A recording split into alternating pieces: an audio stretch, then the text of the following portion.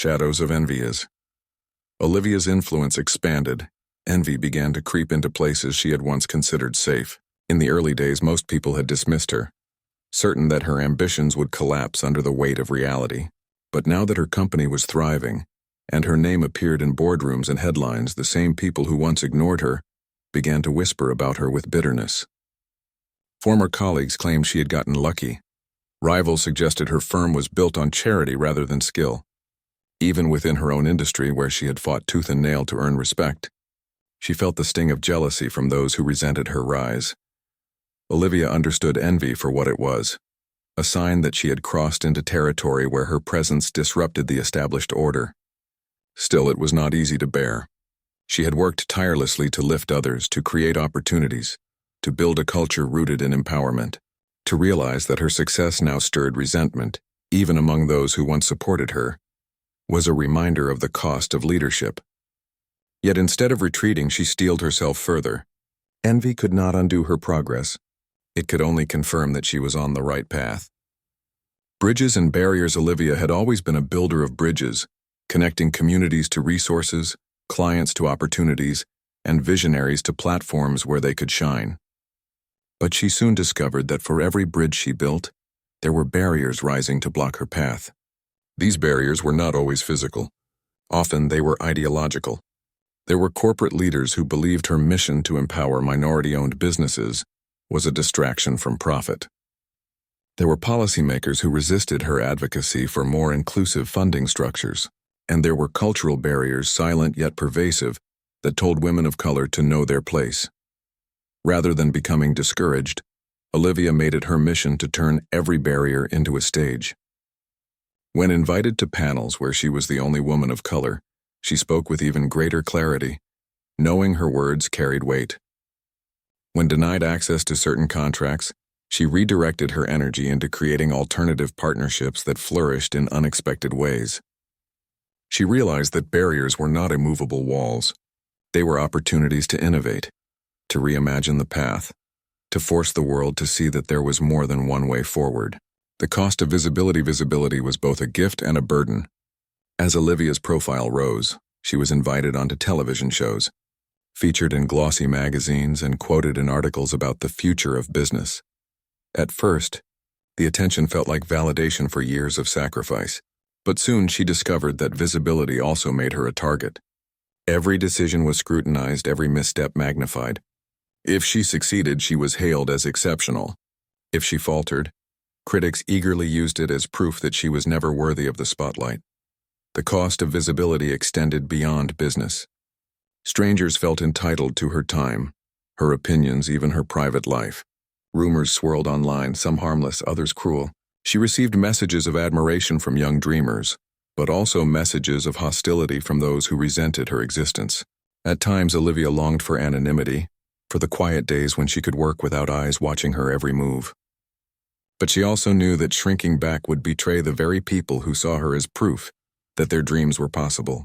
So she embraced visibility with grace, wearing it like armor, even as it weighed heavily on her spirit. Trials of trust. One of Olivia's greatest challenges was learning who she could truly trust. In the beginning, trust had been simple.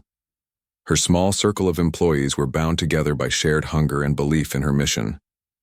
But as the company grew, so did the complexity of relationships. Investors, partners, and even employees sometimes masked self-interest behind polished smiles. There was one betrayal in particular that left a scar.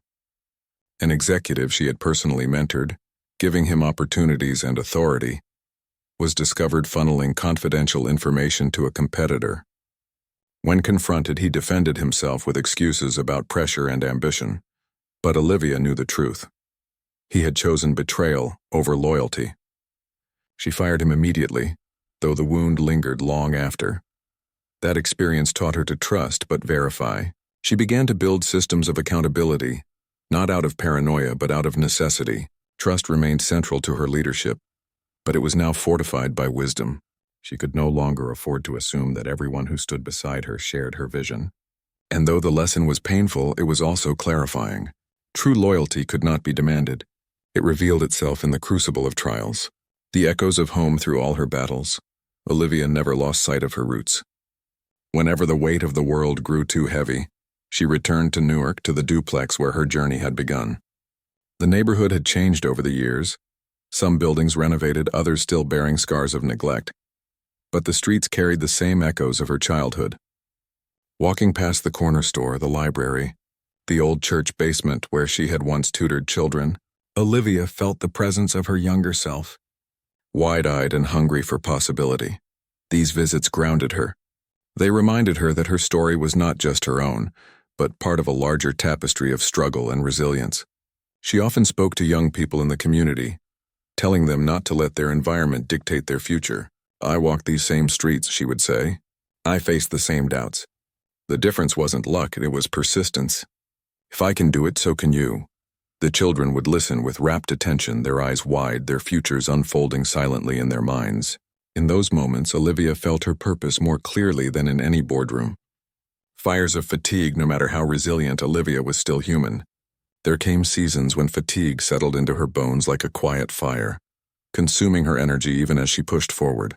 She would wake with exhaustion, work 12-hour days, then collapse into bed only to repeat the cycle. Some nights, staring at her ceiling, she wondered if the cost was too high.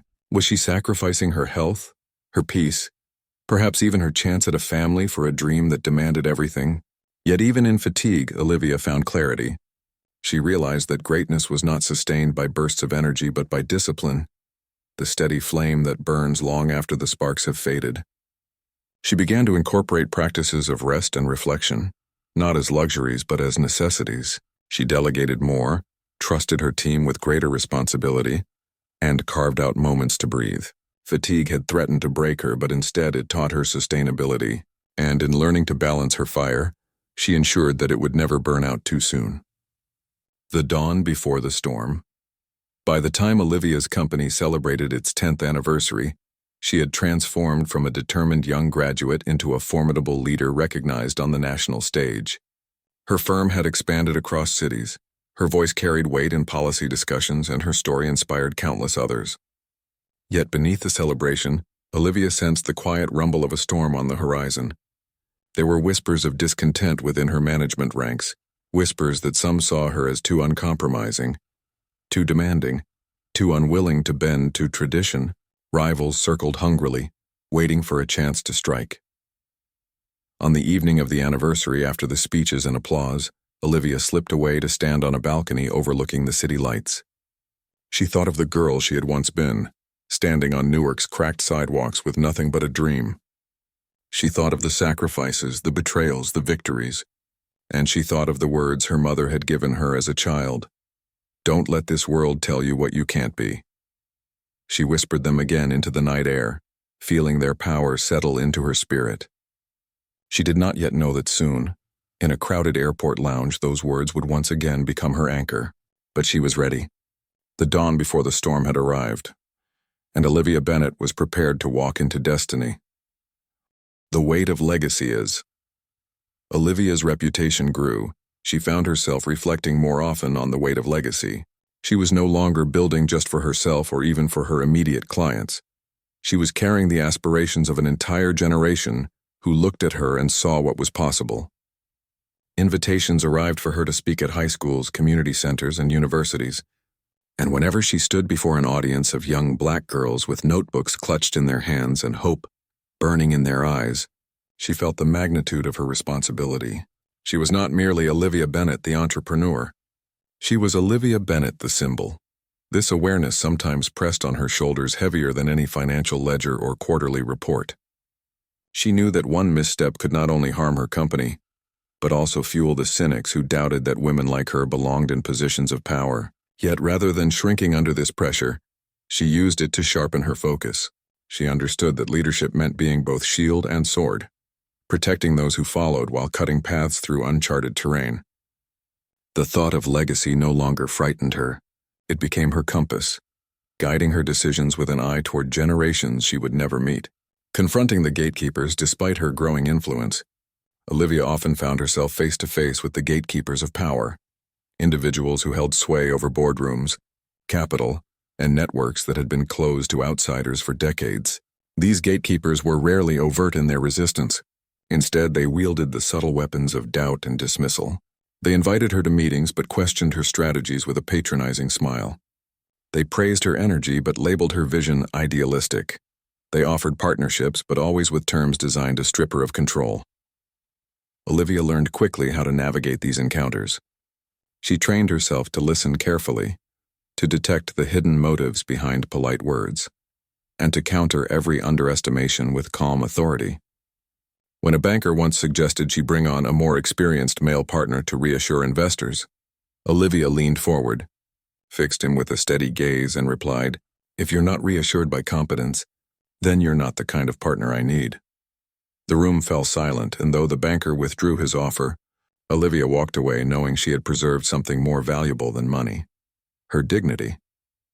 These confrontations were exhausting, but they also forged her into a strategist who could not be manipulated. Each gatekeeper she outmaneuvered became another reminder that her power was not borrowed. It was earned. Family ties and quiet doubts. While Olivia thrived in the professional world, her family ties remained both a source of strength and a quiet challenge. Her parents were proud beyond measure, yet they often worried about her pace of life. Her father, with his injured back, urged her to slow down, to remember that health was more precious than wealth. Her mother prayed for her constantly, reminding her that even the strongest warriors needed rest. At family gatherings, cousins sometimes teased her, half in jest, half in awe. "There goes Olivia, the millionaire in the making," they would say, though she knew they didn't fully understand the weight of her battles. And sometimes late at night, Olivia herself wondered if she was losing touch with the simplicity of the life she had once known. Was she becoming too consumed by her empire? Was she neglecting the very relationships that had shaped her? These doubts lingered like shadows, but Olivia confronted them the same way she faced every challenge, with honesty.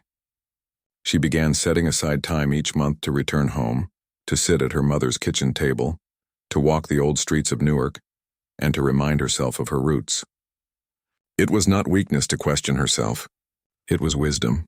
And by grounding herself in her family, Olivia ensured that her ambition remained tethered to something real, something unshakable: the battle for credibility. Olivia pushed her company into larger contracts. She encountered a new battlefield: credibility. In rooms dominated by older men with decades of experience, she was often dismissed before she even spoke. Some assumed she was an assistant rather than the CEO. Others openly challenged her expertise, demanding proof of her qualifications in ways they would never have done with her peers. Olivia responded not with anger, but with excellence. She arrived at meetings more prepared than anyone else in the room, armed with data, strategies, and contingencies. She anticipated every objection and countered them with precision.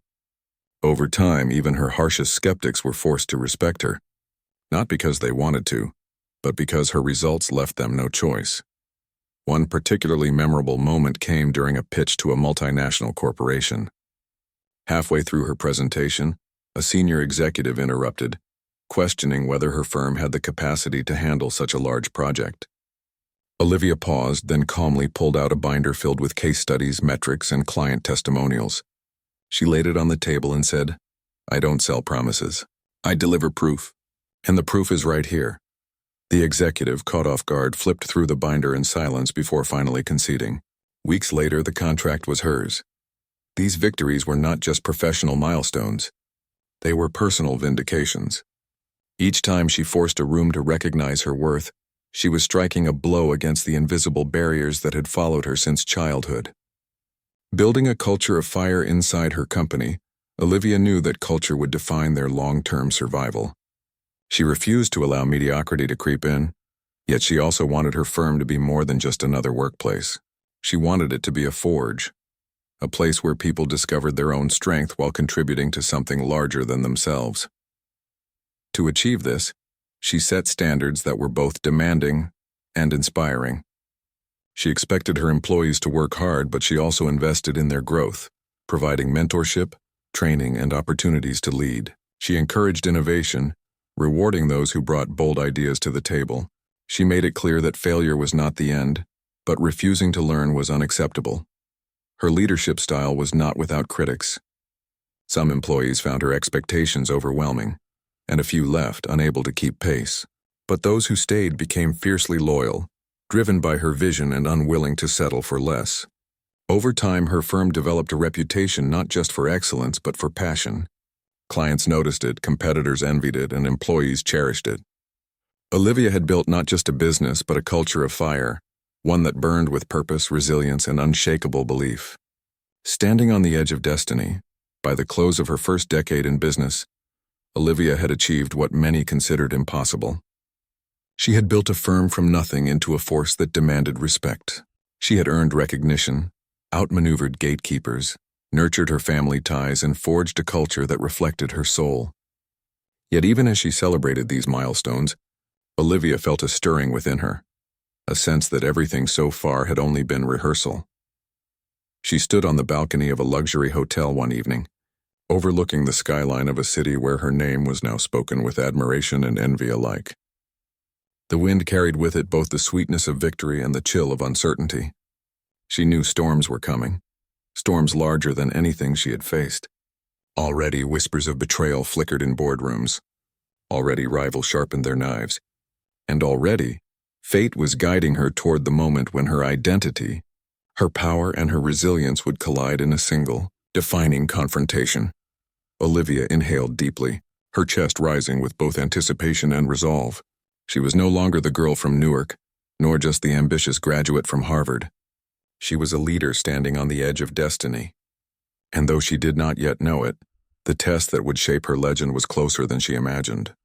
The first taste of recognition came quietly at first, then all at once. For years, Olivia had worked in the shadows, her focus fixed on helping small businesses climb toward stability. But one afternoon, while attending a conference in New York City, she found herself approached by a journalist from a well-known business magazine. The journalist had heard of her firm's impact and wanted to profile her as an example of emerging leaders shaking up traditional consulting. Olivia agreed, though she treated the interview with her usual mixture of confidence and caution. She spoke passionately about her mission to democratize access to business knowledge, about how every entrepreneur deserved the same tools used by billion-dollar corporations. When the article was published a month later, it did more than highlight her work. It sparked a wave of attention. Suddenly, potential clients were calling her office. Investors were requesting meetings, and community leaders were inviting her to speak at events. At first, the attention was intoxicating. After years of grueling labor, the world was finally noticing what she had built. But beneath the glamour, Olivia remained grounded. She reminded herself daily that recognition was not the goal, impact was. She would accept awards, pose for photos, and give speeches, but the true measure of her success was in the bakery that could now hire 5 more workers, the mechanic shop that expanded into new neighborhoods, the single mother who finally believed she could launch her catering business. Recognition was fuel, but her mission remained the compass. Balancing humanity and ambition, as her visibility grew, Olivia found herself wrestling with the delicate balance between humanity and ambition. She had built a company rooted in empathy, one that recognized the struggles of overlooked communities. Yet as the business scaled, pressure mounted to operate with the cold efficiency of larger firms. Some advisors urged her to abandon her mission and chase only the most profitable clients. "If you want to be a real player," one investor told her bluntly, "you need to think less like a social worker and more like a shark." The comment stung, but it also forced Olivia into deep reflection. She knew she could not afford to be naive. The business world was ruthless, and sentiment alone could not keep a company alive. Yet she also refused to betray the very values that had carried her this far. For weeks she wrestled with the question, could a business be both profitable and principled? Could she scale her vision without diluting its soul? The answer came one evening as she walked through her old Newark neighborhood. She stopped at the corner store where she used to buy milk with coins scraped together from under couch cushions. The shop was still there, now thriving after partnering with her consulting firm. The owner greeted her warmly, thanking her for helping him secure a loan that had kept the business alive. In that moment, Olivia realized that she did not have to choose between humanity and ambition. Her path was harder, yes, but it was also more powerful. She would build a model that proved a company could lead with both heart and strength. And in doing so, she would redefine success itself. The circle of resistance, with every step upward, the resistance grew sharper. Some of it came from outside. competitors who whispered that she was too radical, executives who rolled their eyes when she spoke on panels, investors who privately doubted her staying power. But resistance also came from within her own organization. As her staff grew, cracks appeared in the culture she had so carefully nurtured. Some employees, lured by offers from larger firms, left abruptly, leaving projects in chaos. Others questioned her leadership, arguing that her high standards were unrealistic. A few even began to undermine her authority subtly, doubting her decisions in meetings, delaying execution, or quietly sowing discontent. Olivia faced these challenges head-on. She refused to soften her vision or lower her standards. Instead, she doubled down on transparency and accountability, calling team meetings where she laid out the stakes with raw honesty. "This is not just a job," she told them. "This is a movement. If you are here for comfort, you are in the wrong place. But if you are here to build something that will outlast all of us, then stand with me, because I will not compromise." Some left, but those who stayed became fiercely loyal. They saw in Olivia not just a boss, but a leader willing to confront storms rather than hide from them. Resistance had revealed her true circle, smaller perhaps, but stronger. And Olivia learned another lesson. Sometimes pruning was necessary for growth. The quiet burn of loneliness for all her strength. Olivia could not escape the loneliness that shadowed her rise. Friends drifted away as her schedule consumed her life. Relationships faltered under the weight of late nights, endless travel, and the constant demand for her attention. There were evenings when she returned to her elegant but empty apartment, her heels clicking against marble floors that echoed too loudly, reminding her of how alone she was in her success. She would pour herself a glass of wine, sit by the window overlooking the city, and wonder if this was the price of her dream. Was greatness destined to be a solitary journey? Did leaders always walk alone? She thought often of her mother's sacrifices, of the loneliness Angela must have felt working double shifts to hold their family together. Perhaps loneliness was not a burden but an inheritance, a quiet companion to those who dared to carry more than most. Yet Olivia did not allow loneliness to break her. Instead, she transformed it into fuel. On the nights when silence pressed too heavily, she wrote in her journal, filling pages with visions of the future, letters to her younger self, and reminders that her work was bigger than her personal comfort. She told herself that one day when her empire was secure, she would find space for companionship. But for now, she embraced the burn of loneliness as the crucible where leaders are forged, preparing for the unknown. By the time Olivia reached her mid-30s, she had built a thriving firm, cultivated a loyal team, and earned national recognition. Yet she sensed that everything she had endured was merely preparation. There was a restlessness in her spirit, a whisper that the true test of her leadership had not yet arrived. She felt it in the way doors opened more easily now, in the way powerful people suddenly sought her approval, in the way rivals sharpened their claws. The world no longer questioned her existence. It questioned her endurance. She began preparing quietly, strengthening her financial base, diversifying her investments, and training her team to operate with discipline even in her absence. She read voraciously about crisis management, studied the failures of great companies, and kept her ear to the ground for signs of shifting markets.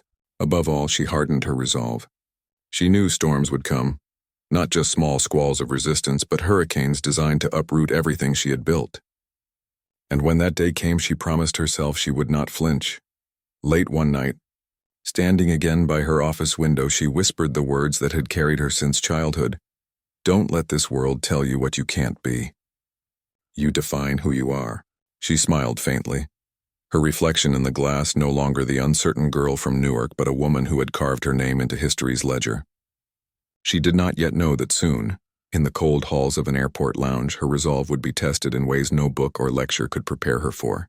But she was ready. The storm was coming, and she had been born to face it. Lessons from failure growth rarely comes without stumbling, and Olivia's path was no exception. Though her consulting firm began to earn a reputation, not every venture succeeded.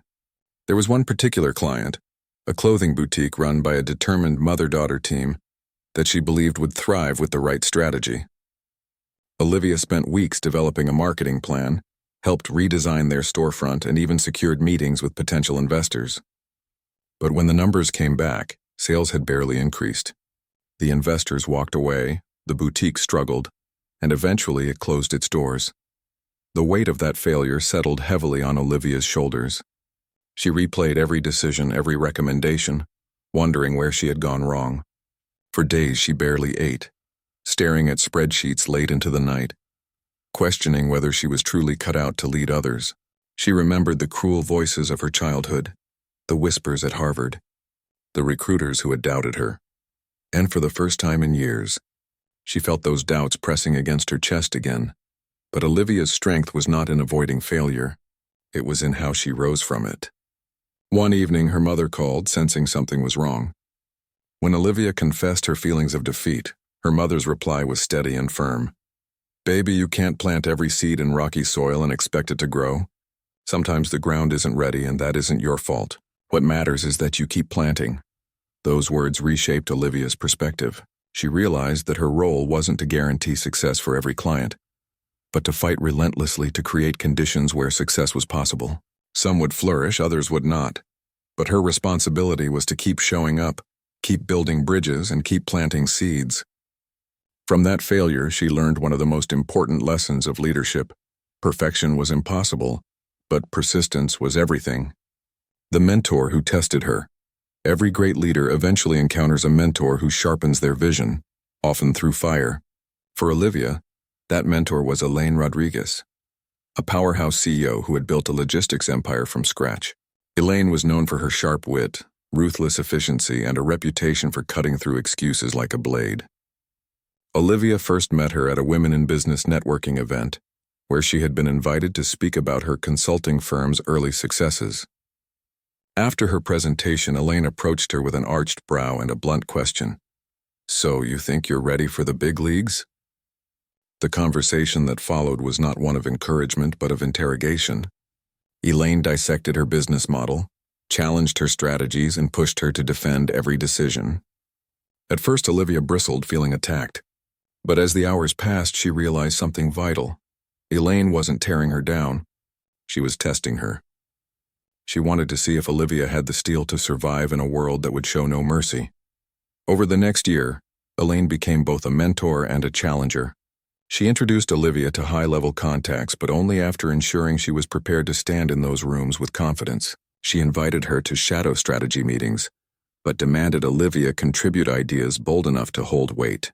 Under Elaine's guidance, Olivia learned how to think bigger, negotiate harder, and anticipate the moves of competitors before they even acted. Perhaps most importantly, Elaine drilled into her the lesson that leadership was not about being liked, but about being respected. "Respect," she said one evening over dinner, "is the currency of power. When they can't dismiss you, they're forced to deal with you, and when they deal with you, you win." Those words etched themselves into Olivia's heart. She was no longer the young girl trying to prove she belonged. She was a woman preparing to command her space. Expanding the horizon with Elaine's mentorship and her own growing confidence, Olivia began to expand her firm beyond its humble beginnings. What had started as a one-woman operation above a laundromat grew into a small but formidable company with a clear mission: to empower overlooked businesses and communities. She hired analysts, consultants, and marketing experts, each carefully chosen not just for their skills but for their belief in her vision. Her office moved from the flickering lights of the laundromat to a modest but professional suite in downtown Boston, with glass walls that overlooked the bustling city below.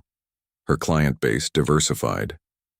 She worked with immigrant-owned restaurants, tech startups founded by women, and family-run shops struggling to modernize. Every project carried its own challenges, but Olivia's relentless commitment to her clients began to set her apart. She wasn't just offering advice, she was investing her soul into their success. And as more clients thrived under her guidance, her firm's reputation soared. Yet with growth came new pressures. Investors began circling, eager to buy stakes in her company. Competitors started to notice her, some with admiration, others with hostility. Journalists wrote about her rise, framing her as a disruptor shaking the foundations of traditional consulting. Olivia felt the spotlight grow hotter, but instead of shrinking back, she leaned into it. She knew that visibility was not just for her own advancement. It was a beacon for others who looked like her. A message that greatness was possible even when the world doubted you. Through long nights, high-stakes negotiations, and endless travel, Olivia built not just a company but a movement. Her firm became a symbol of empowerment, proof that brilliance could thrive even when born from the margins. A glimpse of the storm ahead by her early 30s, Olivia Bennett had transformed from a determined graduate into a rising star of the business world. Her name began appearing in magazines. Her company was profiled as one to watch, and her voice carried weight in conversations about diversity and leadership. She was invited to conferences, courted by global corporations, and photographed for covers that hailed her as a new face of power. But power always attracts resistance. Beneath the polished veneer of success, Olivia began to notice currents of opposition forming. Competitors whispered that she was too ambitious. Established executives dismissed her as a fad who would eventually burn out. Some investors questioned whether her focus on minority-owned businesses was too narrow, too idealistic, too risky. And though they smiled to her face, Olivia could see the doubt flickering behind their eyes. More ominously, within her own growing organization, cracks began to appear. Middle managers grew complacent, some resistant to her high standards, others quietly undermining her authority. Olivia sensed the beginnings of betrayal, though she could not yet name it. She had built something powerful, but with that power came the storm of envy, prejudice, and sabotage. As she stood one evening in her corner office, the city lights stretching endlessly below, she felt a strange chill. She was no longer fighting simply to prove herself. She was preparing for battles that would test the very core of her strength. And though she could not yet know it, the storm would one day culminate in a single, unforgettable moment, when someone told her to wait outside, unaware that she held the power to change everything. The silence of sacrifice success, Olivia learned quickly, was not built on ambition alone. It required sacrifice, and the kind that gnawed at the soul when no one else was watching. By her senior year at Harvard, while her classmates were slipping into internships at global firms and summering in Europe, Olivia was taking the train into Boston each morning to work a part-time job at a financial consulting office. The pay barely covered her rent, but she had promised herself that she would graduate without drowning in loans.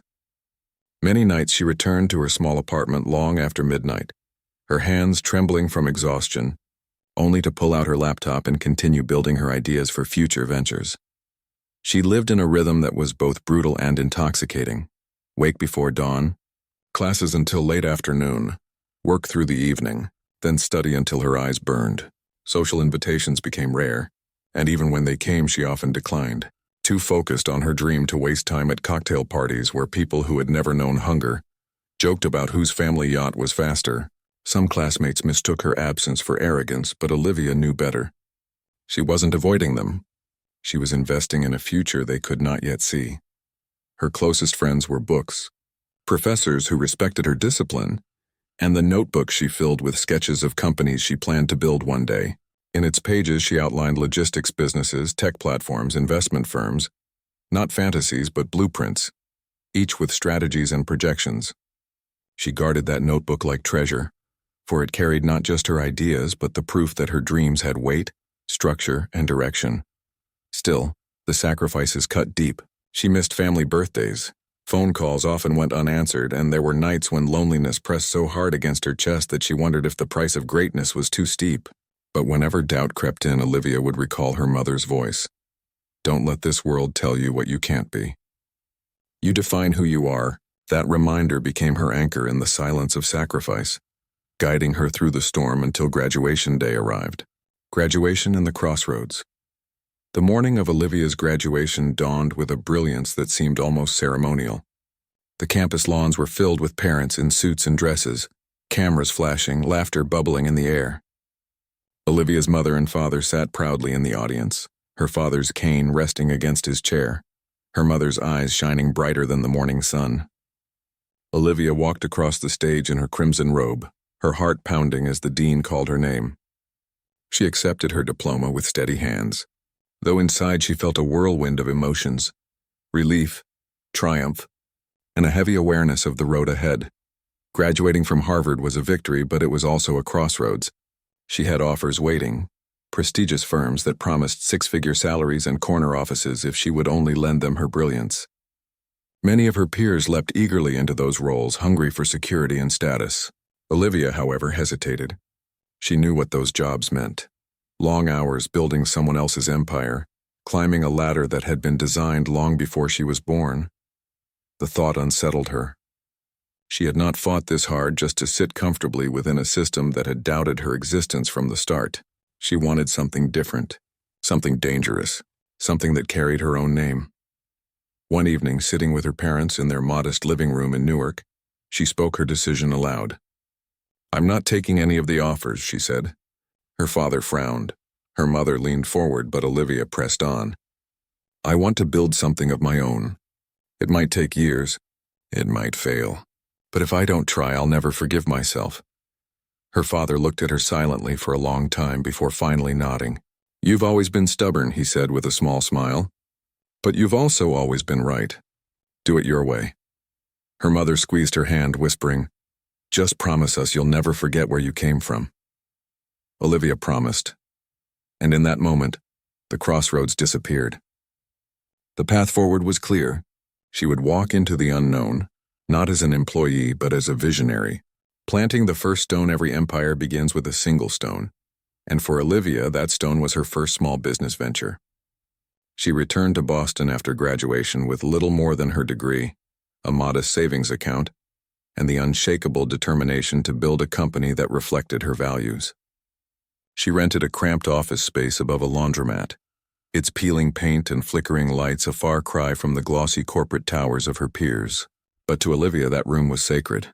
It was the birthplace of her dream. Her idea was deceptively simple: a consulting firm that specialized in helping small, minority-owned businesses gain access to tools and strategies usually reserved for larger corporations. She knew firsthand how many talented entrepreneurs were shut out of opportunities because they lacked connections, funding, or polished presentations. Olivia wanted to become the bridge, the force that leveled the playing field. In the beginning, clients were scarce. Many looked at her young face, her gender, her race, and dismissed her before she could even finish her pitch. She endured rejection after rejection, sometimes returning to her tiny office with tears burning her eyes. But she refused to let rejection define her. Each no taught her something new, sharpened her skills, and forced her to refine her vision. Slowly, word began to spread. A local bakery she had advised doubled its profits within 6 months. A family-owned auto shop expanded into 2 new locations after following her strategies. Each success became a beacon, attracting more clients until Olivia's firm began to take root. She hired her first employees, young professionals who shared her hunger and belief in transformation. Together they worked long hours, often surviving on takeout meals and sheer willpower, but they built something that was real, something that carried Olivia's mark. It wasn't glamorous and it wasn't easy, but it was hers. And as she stood in her small office late one night staring at the glowing city skyline, Olivia whispered to herself, "This is only the beginning." A world that tried to define her. Olivia Bennett's story didn't begin in glossy boardrooms, private jets, or billion-dollar contracts. It began in a small brick duplex on the east side of Newark, New Jersey, where the paint peeled from the walls and the hum of traffic was louder than the lullabies her mother sang. Her mother, Angela Bennett, was a nurse who worked double shifts, often leaving before dawn and returning after midnight. Her father, Charles Bennett, had been a mechanic, but an accident on the job left him with a permanent back injury that never quite healed. It was Angela who became the backbone of the family, holding everything together with grit and prayer. Money was always tight. Dinner might be rice and beans one night, peanut butter sandwiches the next. But in that home, Olivia absorbed something far more valuable than wealth, a relentless belief in possibility. "Don't let this world tell you what you can't be," her mother often said, her tired eyes blazing with conviction. "You define who you are, Olivia. Nobody else." From the time she could read, Olivia carried those words like armor. At school, she excelled in math and literature, often finishing her assignments early and helping her classmates. But instead of being celebrated, she was sometimes dismissed. Teachers looked at her skin, at her secondhand clothes, and assumed she was only average. When she raised her hand with the right answers, some teachers overlooked her.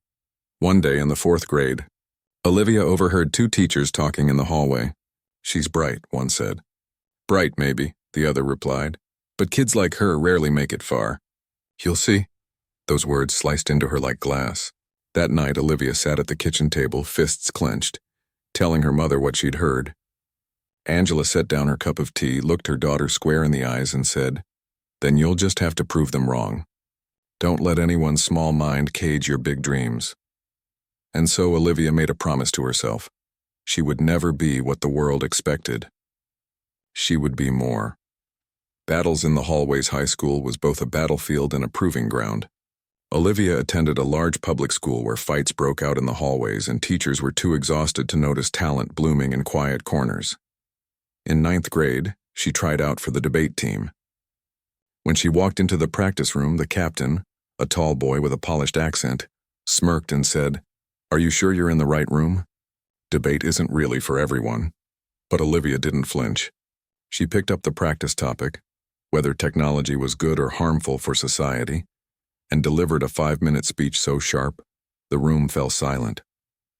The coach leaned back in his chair, raised an eyebrow, and said, "Well then, I think we've found our new star." From that moment on, Olivia carved her name into every competition, winning trophies that gleamed like miniature beacons of her determination. Still, whispers followed her. She only won because they felt sorry for her. She's good, but she doesn't belong here. The dream beyond the block. When it came time for college applications, Olivia aimed high. She applied to Ivy League schools, state universities, and even international programs. Guidance counselors warned her gently, maybe choose something safer, somewhere closer to home, but Olivia ignored the advice. She knew she was meant for more. The acceptance letter from Harvard arrived on a rainy April afternoon. She opened the envelope in her living room, her mother peering over her shoulder. The bold words leapt off the page. "Congratulations, you have been admitted to the class of 20XX. Her mother screamed with joy, hugging her tightly. Her father, though struggling to stand from his chair, rose and kissed her forehead. Tears rolled down his cheeks. "You're going to change the world, baby girl," he whispered. But Harvard wasn't easy. The campus was a world of wealth and privilege, filled with students whose families owned companies and estates. Olivia, with her thrift store coats and side jobs at the library, often felt invisible, until she opened her mouth in class. Professors began to notice her sharp insights, her ability to cut to the heart of complex issues. She became a rising star in economics and business courses, though not without resistance. Some classmates treated her like an outsider, whispering behind her back, doubting her every move. She remembered one particular encounter at a networking event. A recruiter glanced at her name tag, then scanned her up and down before asking, "So, are you part of the catering staff?" Olivia smiled tightly. "No," she said. "But one day you might be working for me." The recruiter chuckled dismissively, but Olivia knew in her heart that she wasn't joking. Each insult became fuel. Every dismissal was kindling. By her senior year, Olivia had not only become captain of the debate team, but also class president.